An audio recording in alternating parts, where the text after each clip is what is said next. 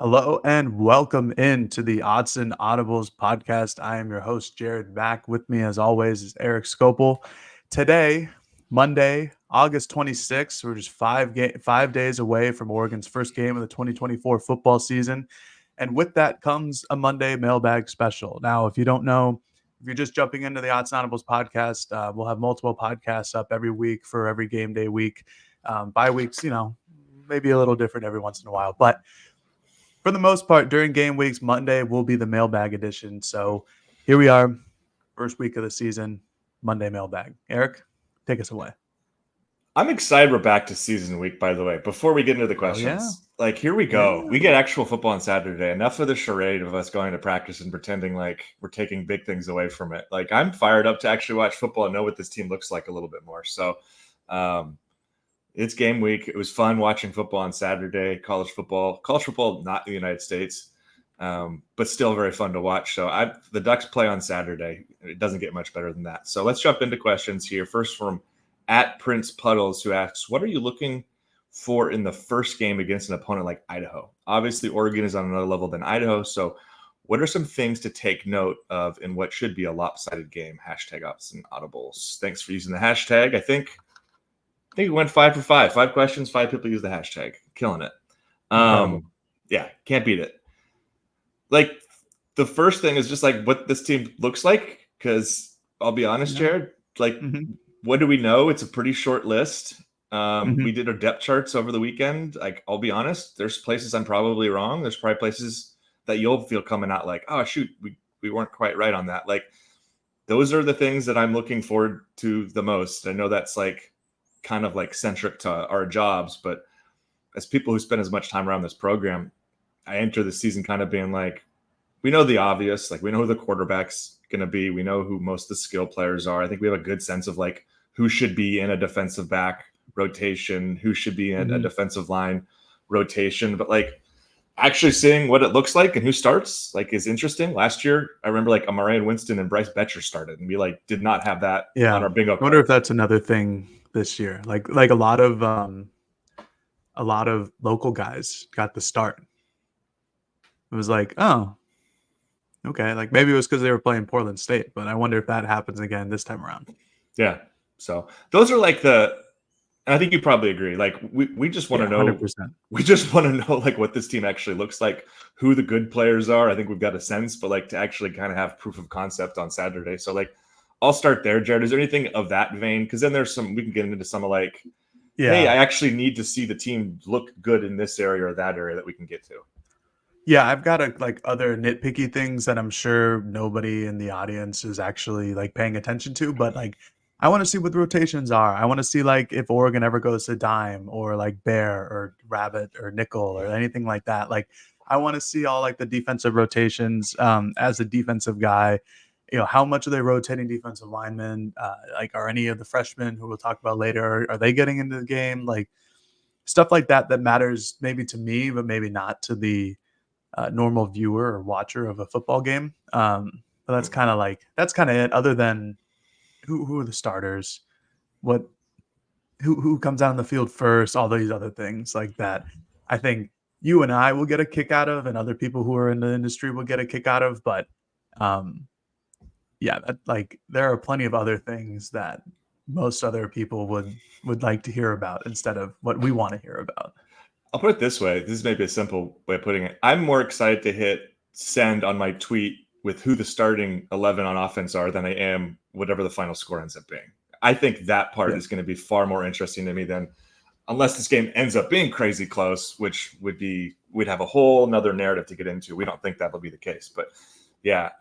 Let's dive into something like your nitpicky things, some of the small deals. Like, obviously, for me, offense. I'll focus on offense. You can focus on defense. That's kind of how we break this down. Like, offensively, non-rotation things. Like, how smooth does this look? They talk a lot about working on tempo and pace. They talk a lot about getting the ball out quick. Like, how efficient is Dylan? How quick does he get it out? Does it look the way we saw it look with Bo? I don't expect him to come out there and complete over 80% of his passes every week, basically. But like, this guy's been billed as a potential Heisman Trophy winner. I want to see how efficient he looks. Obviously, I expect it'll look great. I would be really concerned if the majority of his drives don't finish in points or touchdowns. Like, I think you should come out of this game expecting to score and score consistently, especially when the starters are out there. I want to see how good this offensive line is. I mean, I think that's probably the other point I want to get to. I have a ton of confidence in the skill guys. I guess I'll be curious to see, like, is Kenyon Sadiq really this big of a piece of the offense? It's against Idaho. He's from that state. Do they try to feed him the ball a little bit more? But the offensive line, like, how impactful are they? Like, do they look the way we think they're going to look? And that's primarily on the interior. I have no questions or quibbles about the tackles. How are the guards? How does the center situation look? Obviously, who the center is a big question. So those are some of the things. And then, like, just the obvious, like, week one, how is the operation? Like, are we dealing with a bunch of false starts here? Are we dealing with silly turnovers? Are we dealing with inability to convert on third down or to get stops on third down? Like, those are the kind of small barometers I think I'm looking at. Because frankly, like, I don't know if I'm expecting the outcome of this game to be that important as much as it is like, what's Oregon putting out there? Yeah, I feel very similar in how on the defensive end of the ball. But just quick on offense, like, I think the thing that I'm looking forward to, I guess is the proper word, like, forward to watching the most about the offense, just what the offensive line looks like, and really, like, who are the starters and how that transition is, like, because we still don't know, who's going to line up at center. We think it might be Poncho, it might be Charlie Pickard, it might be somebody else, so there are a lot of options there, and a lot of things that we've talked about previously on the podcast that will quickly come to an end once Saturday comes around at 4:30, and we'll figure it out. So that, and whoever it is at center, you want to see what the snaps look like, you want to see what the center quarterback exchanges look like, just all the little things to make sure, like, all the little things, they add up eventually. So if it's going tough now, they still have time to fix it before, Boise State and then Oregon State, and then obviously the Big Ten regular season. But, you'd hope to see most of these things come out pretty smooth in the first game of the season. Defensively, I'm just kind of looking for rotations more than anything else. I feel like I have a pretty good idea about who's starting, where they're going to start. There's not a lot of stones that I feel are still, like, not turned over. Defensive line, I'll be interested to see how they line up. I still think it'll be Jamari Caldwell and Derek Harmon as nose tackles, or defensive tackle and a nose tackle, and lined up together. The Sam Jack outside linebacker position, like, I don't know. Like, there's 17 guys who could play all the spots, and some packages they'll do this, and other packages, like, I just want to see who's going to line up, like, on the outside other than Jordan Birch. So and then linebackers and, like, the secondary, I feel pretty comfortable on who the starters are going to be. But that's the fun of it. I feel comfortable. I could be 100% wrong. And we go out there and, Kobe Savage is starting and it's Aaron Flowers, which, mind you, I don't think is going to happen. But you never know. So I'm looking more for rotations, like, who's the first cornerback off the bench? Is it Dante Manning? Is it Sione Laulea? Is it Roderick Pleasant or Nico Reed? Like, there's a lot of options here, a lot of rotations that I just don't know who the backups are going to be. I have a good idea of who they'll be, but I'm not exactly sure. And, the same goes for the defensive line. Like, who's going to be rotating on the interior with Michael Gardner hurt? Like, who's the third guy there? And I'm sure we'll see a lot of those answers in the second half because, like Erik said, I don't think the score is going to be close enough for the starters to be playing into the fourth quarter. They might start the third, but maybe not even then. So those are kind of the things that my brain has been thinking about for the last couple of days. Last one is just special teams. We don't know who the kickoff specialist is. Oregon might kick the ball for the first time to open the season, and we're not 100% sure if it's going to be Atticus Appington, if it'll be Andrew Boyle, if it'll be Grant Meters, like Gage Shirk I don't know. Like, we don't know who that's going to be, and we don't know who's going to be handling extra points or field goals either. So I think that's another thing to keep an eye on. I know that this is us talking more personnel, but that's, like, to me, this is 90% what it is, Yeah, I mean, Oregon should win by 100 million points. So, like, there's not a lot of other things to really look forward to in this game. Sorry, Idaho fans who are listening, but I'm sure they probably know that. I would imagine if you're an Idaho fan and you're listening to this podcast, you have a sense that Oregon's going to win the game. Yeah, this isn't North Dakota State versus Colorado, where there might actually be like a fighting chance. This is a good team versus a bad team. It's a good FBS team against a good FCS team, and there's a big gap between the two. Okay, let's move on to a question that gets us into another part of what we're kind of going to be looking into and more into the nitty-gritty. This comes from @LandoQuack on X. Which freshman are you most excited to watch on Saturday? And do you think any will show they need a bigger role for the rest of the year? Hashtag Autzen Audibles.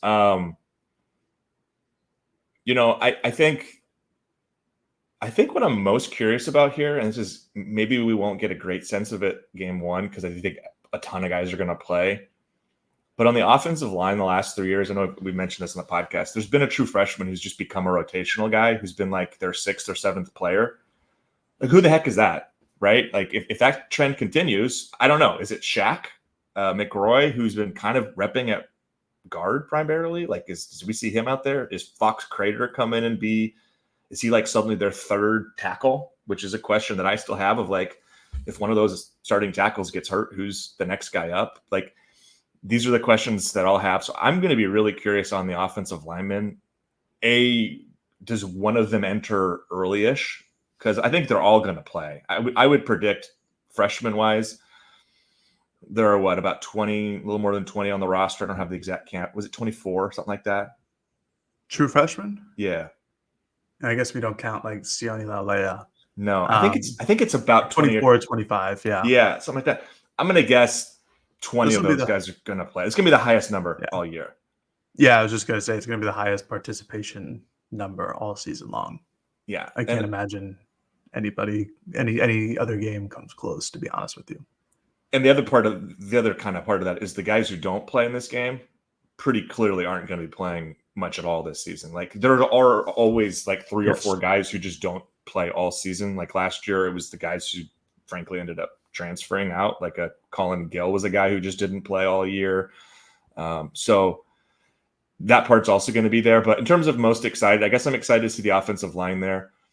I'll focus on offense. Like, I don't know if we're going to see anybody other of import besides Roger Saliapaga. I think that's probably the non-offensive line true freshman offensive player I'm most excited to see play, because I kind of think he matters. Yeah, he might. If he's their number 4 guy, like, that kind of matters. So he's probably my pick aside from the offensive line, because again, quarterback, it doesn't matter. Luke Moga is going to be their 4th or 5th quarterback this year. DeJuan Riggs, like, they play 3 or 4 running backs. He's their number 5 guy, I think. So I won't expect much from him. And receiver, we've been over it. There's so many players. There's a bunch of interesting true freshmen, and maybe fun to see them go out there and play a little bit. But I don't expect any of them matter a ton this year, to be totally honest. Yeah, I'm excited to see them, but I don't think they're going to really matter. And if they do, that means there's a lot of injuries to the wide receiving group. Knocking on wood. Defensively, I don't know. There's a bunch of dudes out here who I'm excited to see. Mostly kind of revolve in the secondary. I will say the one defensive lineman and linebacker, Tione Gray, is a guy who had a lot of hype in fall camp as a defensive lineman. Big boy. I think he's listed at 6'6", 300 pounds. My roster is somewhere here. I think he's like 3. I think he's 320 maybe, or 330. I remember looking at it being like, oh my gosh.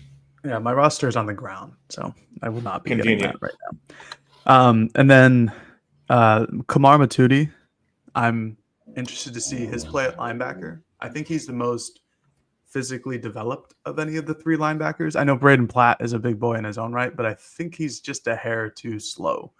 And I'm sure he'll see the field as well. But I think Kamar is a guy who I can see if he sticks with Oregon, does all the good things and doesn't get hurt, can be like what Oregon hopes is the next Jeff Bossa kind of clone. Just somebody who looks physically kind of similar, should play the ball at the same level. So I'm excited to see him. And then for the secondary, there's a lot of dudes. Aaron Flowers, Kingston Lopa, if he gets in the game, Ifeoma Dagwu. I'm going to count Sione Laulea as like a freshman because this is his first true Power 5 or Power 4 season. So I'm excited to see him as well. But those three guys, like... What about Peyton Woodyard? Peyton Woodyard, yeah. I'd include him too. Those four guys are going to be like maybe Oregon's defensive backfield for the next 2 or 3 years. I mean, then you also have Roderick Pleasant and Dalen Austin, who I'm also excited to see because they didn't play a lot last year. I know Rod got a couple snaps here and there, but Dalen was hurt for most of the season, and then Roderick just was behind a couple guys and was a true freshman. So I'm excited to see. I know those guys aren't freshmen, but I'm excited to see their improvements as well. But for Iffy, for Aaron Flowers, for Peyton Woodward, for Kingston Lopa, and Sione Laulea, I'm wicked excited to see those guys. I think they're going to be just like the cream of the crop for the next couple of years for Oregon's defense. I love what's going on at safety, especially when you then look forward and go like, oh yeah, they've got the number 1 ranked safety in the country committed in 25. Like that's a position. And I know we've talked about like since Javon, and I'll throw Verone in there just because he was an All-American. He's pretty good. There's been a couple of years where you haven't had that elite safety talent. And I should note, Evan Williams was drafted in the 4th round by the Green Bay Packers this last year. I think Evan Williams is going to have an NFL career of some magnitude. We'll see. But I think there's a chance that the safety position really becomes a strength of this defense going forward. And in a Dan Lanning, Tosh Lupoid-led defense, I think that's actually really important. I didn't have anything else on the true freshman. I guess just like, who do we think is going to be the true freshman on offense and defense coming out of the season? I know this is way early. We haven't seen anything, but it's kind of the time to talk about it. Like, who's the one we think we'll be talking about in retrospect of like, oh, that guy ended up being the dude? Because last year it was Poncho on offense, and we would never have picked him. Who's the defense right now for you? You're saying like, who's the sleeper? Or just a guy, or just like, who do you think would come out and go like, this guy played more snaps or was more impactful than any other true freshman on that side of the ball? Ugh. I have 2 options here, but they're not sleepers. So I've got Aaron Flowers, and I think Elijah Rushing is going to see time on the field. Yeah. Those are good. I think Rushing is just going to be like, I think he's just going to be what Kayvon Thibodeau was in his freshman year. It's like, hey, Kayvon, it's 3rd and 14. You're 6'6". You're really fast. You have great pass rushing moves. Go after the quarterback, please. And I think that's a really good matchup for Oregon like at the end of the day. And if he can do it, great. If he can't, if he's too skinny, if he's too small, it is what it is. Oregon has a lot of good pass rushers. But I think you're going to see a little bit more from him than me personally, than I originally anticipated. And then Aaron Flowers, again, like there's a lot of hype for him, and it's all justified. I don't really have somebody who I think is kind of the sleeper here. So I'm just going to go with like 2 of the highest rated guys in their class. You're just going to pick like the 1 5-star. Unoriginal. Yeah. But those are I think that's totally warranted. Offense, it's probably the obvious one is Sally Apaga just because we know he has a role built in. And I'll pick Shaq of the true freshman offensive lineman to be the one that like, he's the Poncho last year, the Josh Connerly the year before, where it's like, hey, this guy seems ready to do some stuff. He's available. And then the next year, maybe he becomes a starter. So, okay, there's our true freshman thoughts. I'm really excited to watch that. We will be tracking who plays throughout the season. We'll be having an idea of who's redshirting and whatnot. Probably by the time they get to Ohio State, we'll have at least an early indication of who the primary players who clearly are not redshirting. So we'll keep that updated on the site here and probably on the podcast as well as we go. All right, third one from @DuckCruz, who asks, do you guys know yet which of you gets to go to the away games this season and which away games are you most excited for? Hashtag Autzen Audibles. We do, in fact, know where we are going, which is good. It would be a problem if we didn't. Yes. We'll all be driving to Corvallis, Jared. Thank Christ. I love that place. Oh, it's a favorite. Matt will be going to UCLA, and then you'll be at the next road game in Purdue. Yeah, I'll be at Purdue, and then what's up after that? Wisconsin? Michigan's after that. I get the last one, and you get the 2 in the middle there. I get Michigan, yeah. Yeah, I don't know which one to pick between Purdue and Michigan. I'll tell you what. I'm very excited for both of them, if I'm being honest. Yeah. Purdue has been that's a really good mainstay of the Big Ten. They've had really good seasons, they've had really bad seasons, but they always have a home game later in the year where they're going against one of the best teams in the Big Ten, and that place is rocking. And sometimes it's ended in an upset. I remember a couple of years ago when they beat Ohio State, like towards the end of the season when Ohio State was marching towards a potential, Big Ten crown and a college football championship. So that's the type of environment I expect at both Purdue and Michigan. Michigan has the name brand value and everything, so I'm very excited to go there. I've been to the campus before; it's beautiful. I'm excited to see what it looks like in November. But I can't complain with either of the games. I'm excited to go to both of them for sure. Yeah, I had some people at Big Ten Media Day that were saying Purdue's kind of sneaky tough for the points you laid out, where it sounds like the weather there can get a little bit wonky. It's a place where like the good teams go and maybe have a little bit more difficulties. I kind of got like Wazoo vibes a little bit from the conversations. Yeah, for sure.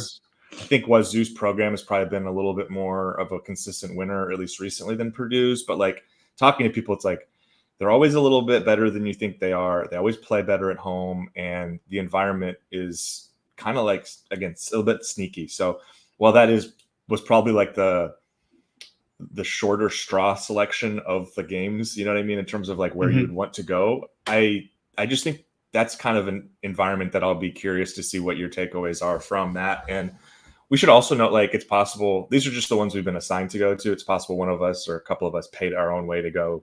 I may go to Ann Arbor with you just because, like, shoot, who doesn't want to check out a game at Michigan? I've never been there before. So I'm fired up to go to Wisconsin. I was asking people again at Big Ten Media Day, like, okay, if you could pick between the two, and maybe it's just like the Big Ten doesn't like Michigan much right now because they just won the national championship and there's all this cheating scandal. And like, I think that stuff actually, one of my takeaways is like that stuff really mattered to people in the Midwest, which that shouldn't surprise me at all. But like there was a lot of like kind of like animosity towards everything that went down at Michigan over the last couple of years. The fact that they kind of spanked everybody on the field, and then were some pretty questionable tactic stuff going on off it.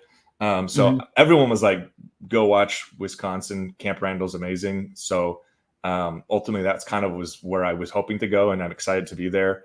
I'll be curious what the weather's like in November 16th. Like that's probably not be warm. I'll probably bring a winter jacket and some long pants and some, won't be wearing my sandals.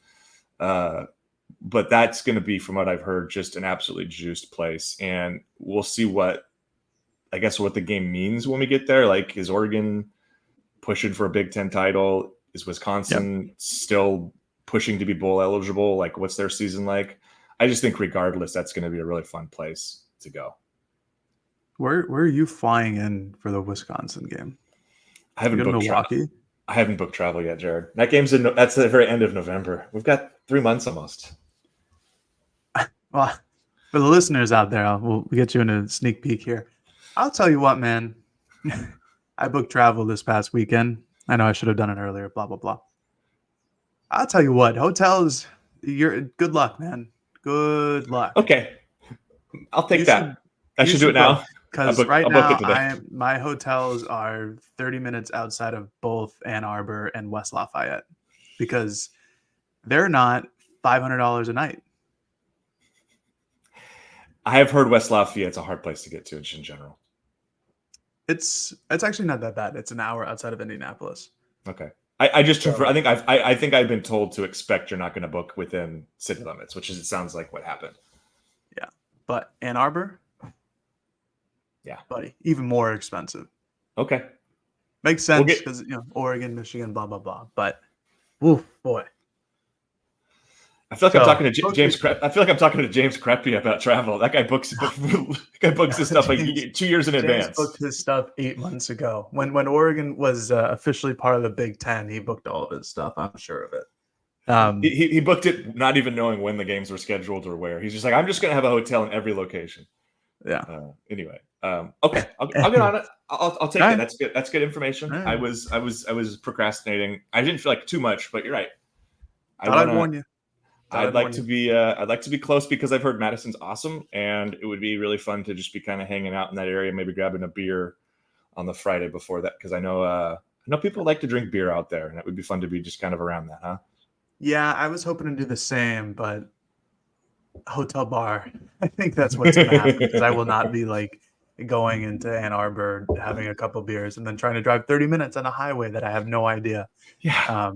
So not great. Very expensive stuff. So for those listening who are thinking about going to Ann Arbor, maybe look outside city limits because it'll be a little pricey. And if price doesn't matter to you, I'm envious. Good for you.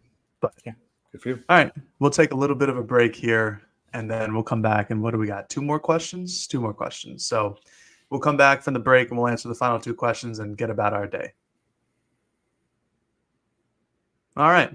Welcome back to the Autzen Audibles podcast. This is our mailbag edition. In case you hadn't been listening to the first 25 minutes and 57 seconds of the podcast, I am your host, Jared Mack, once again with Erik Skopil. We have two more questions left in this mailbag, so let's get with it. Thanks, Jared, for the post-break reset of who's on the show. Just want to let everybody know who you're listening to. All right, fourth one from @DuckFanDan. Which team that Oregon has lost 3 straight games to that comes to Oregon this year is the bigger threat, Washington or Boise State? And he has a little more context here. Washington was gutted after the national championship game, and Boise is treated like a little brother despite the fact that Oregon has never beat them. #Autzen Audibles. It's a really interesting question because I see these teams kind of on the same level in terms of just talent and competitiveness. I think getting Boise State early, this is the first test of the year. I think I'd lean that way just based on how the schedule plays out, even though I have a suspicion Washington won't have as good of a record as Boise. Boise plays a much easier schedule. And I think Boise could be a team that makes the playoff as the Group of 5 team. I've seen that predicted by, I think Cover 3 had that as like a unanimous pick. I think Pate had them as one of his top 2 or 3 when he did his college football playoff predictions last week. So they're a team that's kind of in the conversation for making the playoffs. So there's definitely respect around them. I don't know if they're like actually better than Washington or if it's a significant amount, but I think getting them week 2, coming off of an Idaho game, which might not tell you a ton about this team. And they're going to be playing like it's a Super Bowl because they know if they win that game, if they beat Oregon, they're going to be the odds-on favorite to make the playoff as a Group of 5 team. There's no question. Like that's such a massive marquee victory to put on their schedule. So I'd probably go that direction. Boise State has one of the 2 or 3 best running backs Oregon will play this year. In Ashton Janty, they've got a ton of starters back. This is a really proud program that, again, I think will be playing for a conference championship. And then just the last part on this, Oregon gets a bye week right before Washington. I think that's like not insignificant. Like that'll give Oregon some sort of an edge towards the end of the season. So I'd lean Boise State over Washington, but I think if these two teams played, I don't know if I have a real clear. I don't know if I'd pick Boise State to win like on a neutral field. I think Washington might actually be better, but just based on how the schedule plays out and kind of the trap gamey nature early, I'd go there. Mm-hmm. Yeah, I think Washington is the much better team. I think they have real like Power 4 level talent. I think the quarterback situation at Boise State is a little worrisome. I know they named their starter, whose name I can't remember off the top of my head. It's I think it's like, isn't it McKay Madsen or something? Is that right? Sure. I'll look it up. I'll give you a Google. I'll take Will Rogers over that guy. I think that could be a problem for Boise State, but like you mentioned, Genty is one of the best running backs in the country. Like that guy's a monster. So that'll be a good test to see if Oregon can stop the run in week 2. You're right about the schedule situation that, Boise State's going to be playing with their hair on fire. Oregon's not going to have real competition in their first game. So it'll be a little bit of an interesting situation where kind of I don't know how to describe it, but things are coming together where it could be an opportunity for Boise State to take advantage of not an unprepared, but maybe a little bit of an inexperienced in the first week of the season team, where it's like, hey, we have to actually face adversity now. Like, let's see what we can do here, which I have 100% confidence that Oregon will be fine with, but it does present some certain circumstances that could be bad for one of the teams. But I still think it's Washington. Like, I know that Boise State is undefeated against Oregon, which is kind of a wild stat, but Dan's 0-3 against Washington so far. I feel like that is probably the bigger threat. I don't think it is the bigger threat, but I'm going to say it is just because it's Washington and they're a better team. But I do agree with you, Eric, that like schedule circumstances have it where Boise State's the bigger threat, but it's still Washington in my opinion. Maddox Madsen is the quarterback. I think McKay Madsen is a linebacker prospect Oregon recently offered. So apologies for getting the two Madsens confused. I don't believe they're related either. That's a good question. It's like you can genuinely make a compelling argument either way, and I wouldn't put it this way. Like I also wouldn't be surprised. Like maybe Washington, who has a really easy front end schedule. Like it's a back heavy schedule. Like they play a lot of the better teams in the second half. Maybe Washington has momentum, is comes into that game at 7-4 and is trying to push to go 8-4 and ruin Oregon's season. And maybe they end up having a lot more motivation here than I'm thinking. Because part of me also is going it could be off to a really rough start under Jedd Fisch, and they could be 5-6 fighting for bowl eligibility while Oregon is fighting to be 12-0 or 11-1 and for a spot in the Big Ten championship game. You know what I mean? So there's a couple different components of part of it's where Washington's season goes, but maybe it's just easier for me to predict the fact that I know Boise State's going to be playing with a lot of intensity and with a lot on the line early here in September. I got a weird stat for you. Hit me. Would you like to guess Oregon's all-time record against Idaho? Oh gosh, should I do this? They haven't played very many games at all, I don't think. No, quite the opposite. They played a lot early. A lot. Is that right? Okay, then I'm going to be totally wrong. Back in the 50s and 60s. Okay. Give me the number of games, and I'll make a guess. Total number of games is 59. Oh, jeez, they played a lot. I told you, yeah. I'll say Oregon is 40-19. Oregon is 52-4-3 all time against Idaho. Okay. All right. Yeah. They've taken care of business. Last time Idaho won was 1950. So it's been a little bit. Yeah, they had 2 straight wins against Oregon in 1924 and 1925.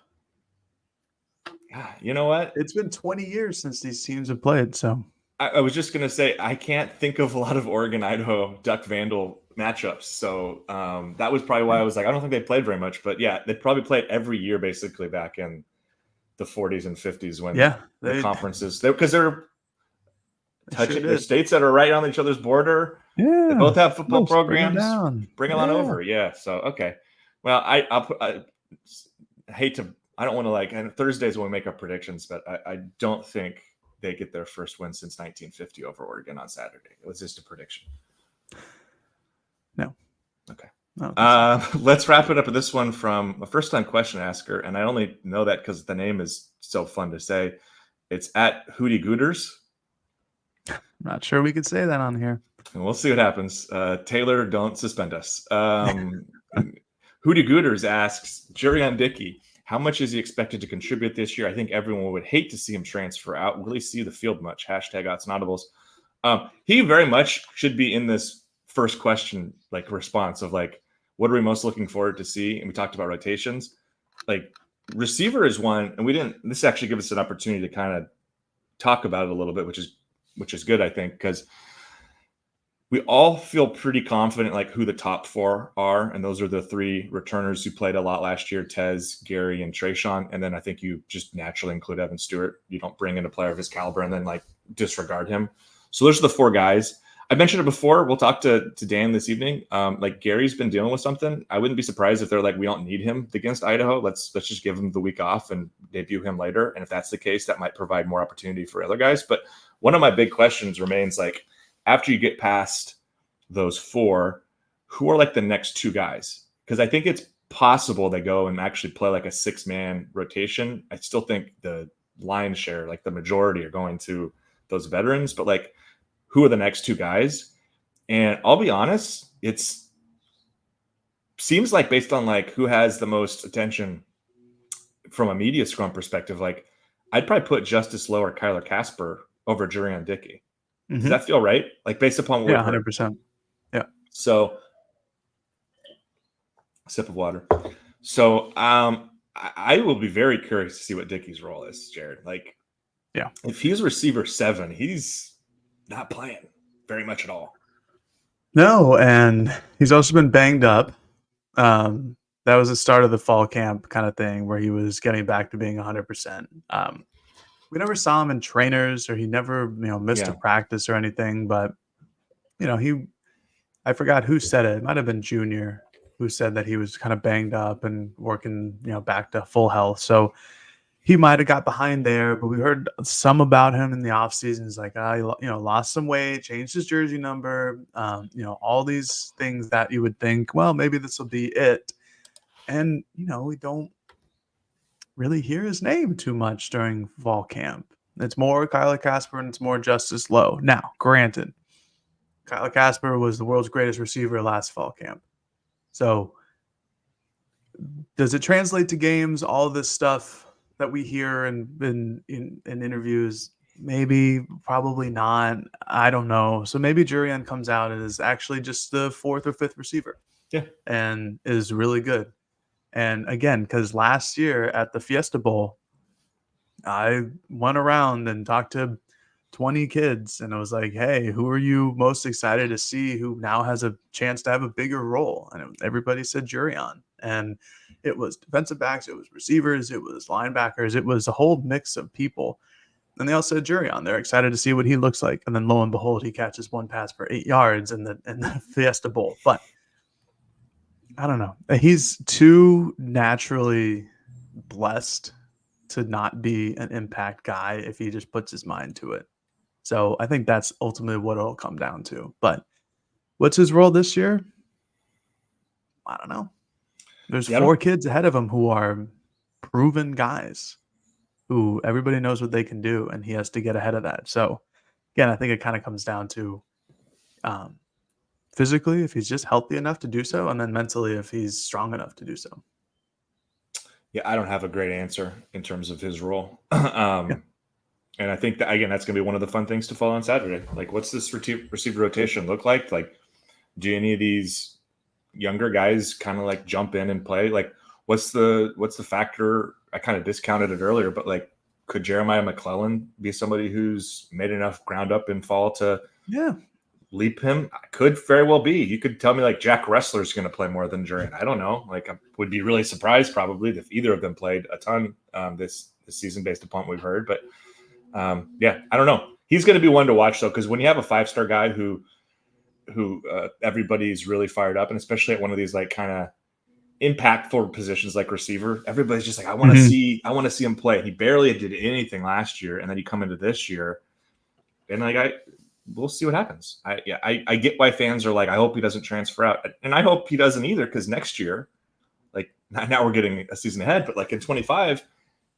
You could be replacing all 4 of those veteran guys I brought up. Like Tez and Trayshawn are definitely gone, and Evan and Gary will have decisions. But like, I wouldn't be surprised if all of them just said, "Yeah, we'll just that was the last ride," and now you've got a whole new room to break in. And Jurrion could absolutely secure a starting spot or be in the rotation next year. So we'll see. He could be in the rotation this year too. We just don't have a great feel right now.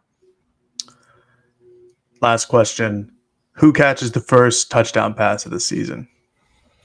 Terrence Ferguson. Yeah. Those guys like our best. It's like the best friend story, like that. Those guys, it feels like those are like the guys that like hang out the most. They're good friends. I just feel like that's what's going to happen.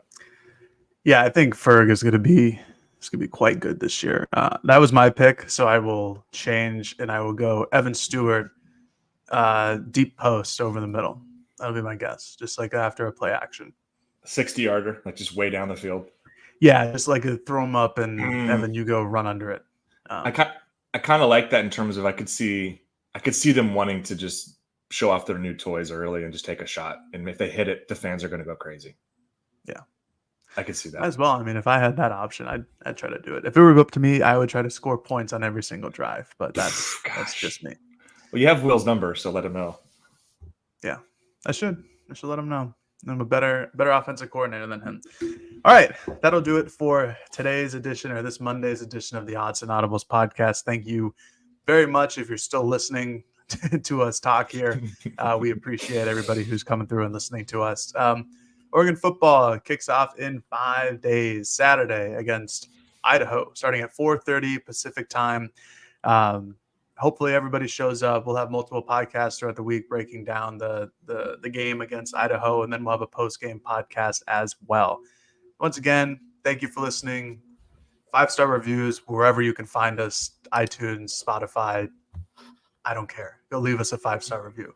For Erik Skopil, I'm Jared Mack. We'll see you guys later. Talk to you later, folks. Peace.